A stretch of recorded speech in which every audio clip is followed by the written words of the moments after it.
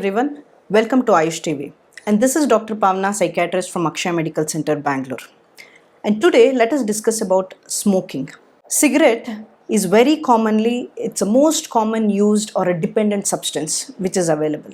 From an youngster to an old age, we have seen an increase in the use of cigarette smoking. There are a lot of youngsters who are affected by this. They become dependent. So let us unravel with all the myths and misconceptions and what happens, how do we as a mental health professional treat. A lot of them ask me whether smoking one cigarette is too much or smoking one packet is more severe. So how much is too much or how much does it harm me?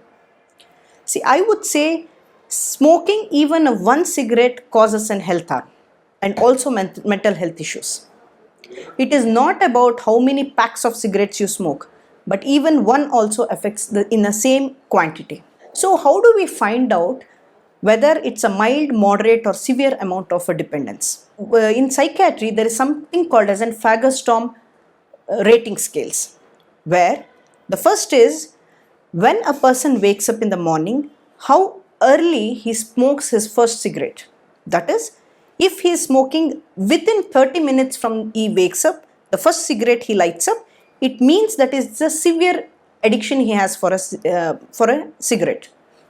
The second thing is, if it is from 30 minutes to 1 hour, it is a moderate, or more than 6 hours, it is mild. So this is how we differentiate. So does smoking leads to any withdrawal symptoms or dependence? How do we know that? One is, if a person is smoking, if he has some mood issues, like some stress, to relieve the stress, usually he smokes and the stress gets relieved and he gets of kind of relaxation happens. I think probably people who smoke would relate to this. Now, why does that happen to a smoker is, any cigarette contains a substance what is called as a nicotine. It gets into our system in a lung, within 0.7 milliseconds, it gets absorbed into the brain. In brain, what happens is, there is a lot of receptors which is present and it causes a calmness or a relaxation effect.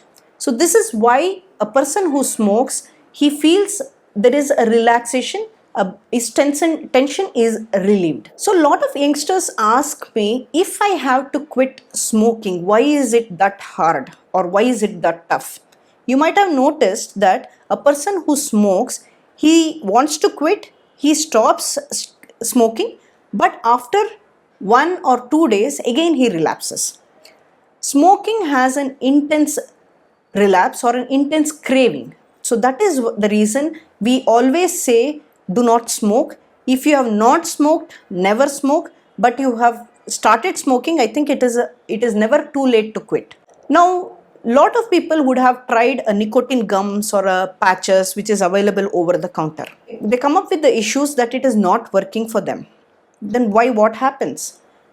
Usually there are different techniques which needs to be used.